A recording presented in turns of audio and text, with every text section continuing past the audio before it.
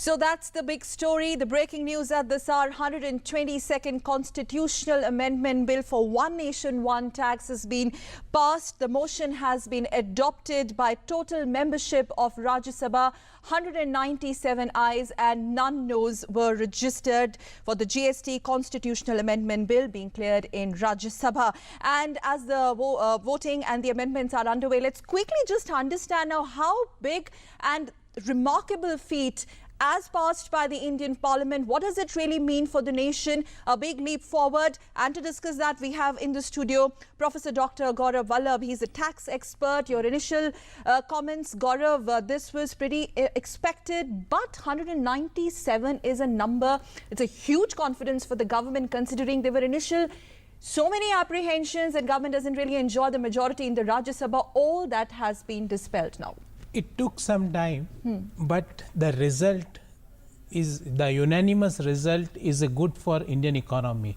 It will boost the investors' confidence in the economy, and it is the first level of tax reforms. We had the first economic reforms in 1991, but there was no tax reform. The taxation system was same as it was there in 1980s, 90s, and till date it was same.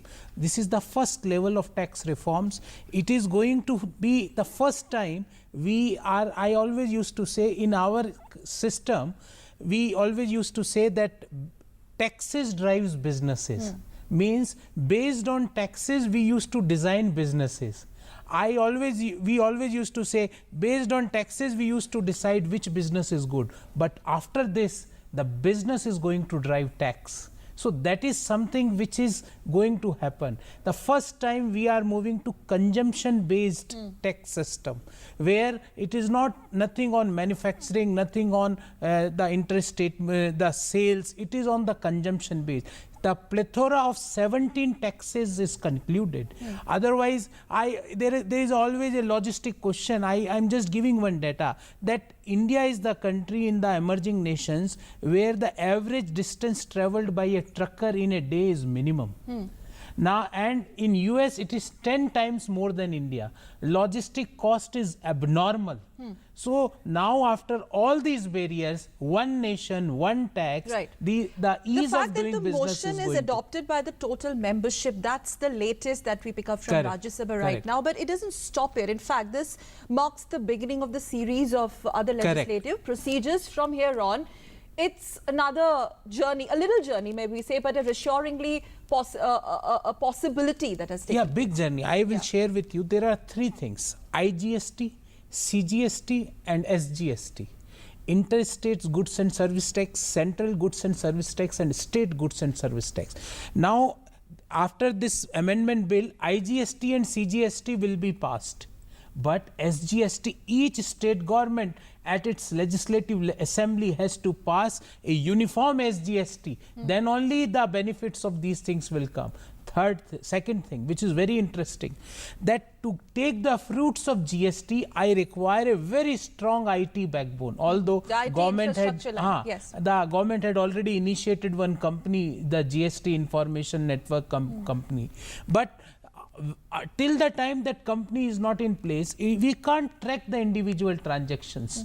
If we can't track the individual transaction, then again the tax evasion is going to continue. So one nation, one tax evasion is going to be controlled, and the ease of doing business.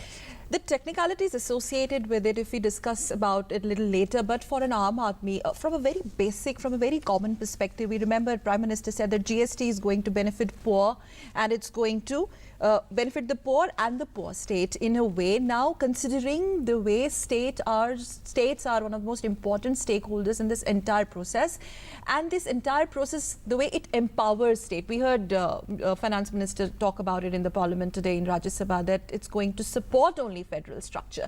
So this entire role of states in making it to an actual reality, what are the challenges that you see here? See, I will give you one example to understand this. This is an indirect tax. Indirect tax, based on the income, we used to levy tax. But for this example, this pen, excise duty is there. Now, whether a poor guy buys this or a rich guy buys this, the tax is same. Now, what is going to happen, that after this, the uniform GST structure, lot of goods will be exempted, which are for the common masses, because now I will be having a common structure.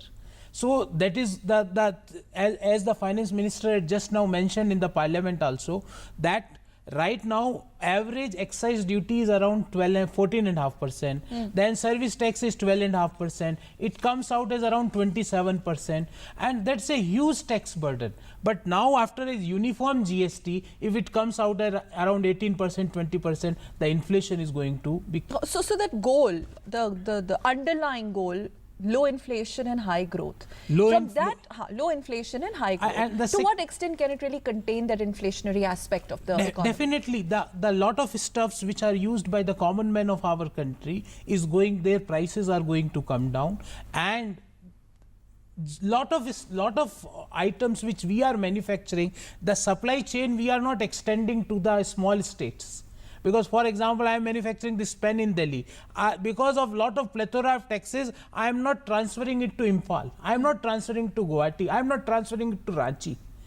But now, the one state, one nation, one tax. So, entire country, the small entrepreneurs is going to get the basic positive concept of uniform tax coming correct in motion for the first time ever. And second thing, it is on the consumption. If I am consuming this pen or buying this pen in Ranchi, it will be collected in Ranchi, in Jharkhand. Not if it is manufactured in Tamil Nadu, it is not going to be collected in Tamil Nadu, it will be collected in Jharkhand. So the states are going to get empowered, because a lot of small states which are consuming, they are consumption based states, they are not getting the tax. Right. Empowering of states, and after that, when you talk about the basic nitty-gritties and its implementation, now that's again a very painstaking process, coordination between separate states, but the fact that you've got Rajya Sabha support, but now you have to get state in terms of implementation doing the needful. For that, the empowered committee of finance ministers, which had met I think on 28th of July, they had created an environment, and because of that environment we had seen that there was nobody against the GST. And this type of unanimous thing in the upper house of parliament gives a lot of positive signals to FDI investors also. Yes, I was coming to that. Yeah, yes. That for important issues, India is one. For important, like we always used to say, all proud Indians used to say that for national safety, national security, there is no party which is against this. The same for the important legislation, for the important thing, people had come above the politics and everybody had voted in favor of that. So this gives a lot of positive signals, and I can tell you that the sovereign rating of India is going to go up. The forecast of the Indian economy by Moody's and all rating agencies, you see that coming. You are going to see that our rating is going to go up. So India's economic image internationally, the way the world will now look at India, the way now we will attract investment from abroad, and especially when we talk about this, we have Make in India campaign, government signature campaign, Skill India, Make in India, etc. A very big boost. And I will give you one technical reason of that. Lot of capital investment. The people are not buying the machine because on that the input credit we are not getting. But now in GST, whatever input credit means whatever tax I am paying on the purchase of the capital asset, I am going to get the input credit. So lot of heavy investment we can expect in the manufacturing sector, especially improving the technology in the manufacturing sector. So it is going to have a boost to Make in India. The FDI, because we were listening for last few months or last 1 year that FDI, people are saying that till the time GST is not coming, we are just wait and watch policy. Now things are clear. Whatever you are having, you have to come with. And the international image, as I was pointing out, this ease of doing business, which is going to improve drastically by this step. And not only this, the few amendments we had in Surfacia Act a week back, bankruptcy code is in place. So this is the perfect environment for the entrepreneurs. You talked about bankruptcy and the perfect environment for entrepreneurs. When we talk about this, there's this, in fact, this was discussed by some of the members in Rajya Sabha also, how it's going to arrest corruption and the whole concept of black money, controlling that, containing that bit. That's what I told at the beginning, that now taxes are not going to drive business, businesses are going to drive taxes, because in the entire chain of GST, for example, I am manufacturer, you are the dealer, the third is the retailer. If any one of us had paid the tax, the entire value chain is tracked, because that IT network is there. So now we can't do the business just to evade the tax. The tax evasion after the IT platform will be next to impossible. We can't do. A lot of times we used to say that at the Octroi Naka, the number of trucks which moves from this state is different and which enters in the other state is different. How it is possible? Physically not possible, impossible, because the number of vehicles moving from here to here has to enter there. But now that is gone. Once the goods had moved and in the entire chain somebody had submitted this correct information, the entire transaction is going to be tracked. So, and tax, the guys who are not paying the tax, naturally the black money, the biggest source of black money generation is that.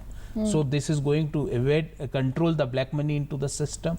And not only this, we always used to say that only 3.5-4 crore people used to pay tax, direct tax we are talking, not many. So tax base is going to go up. If tax base is going to be spreaded, naturally the tax rate will come down.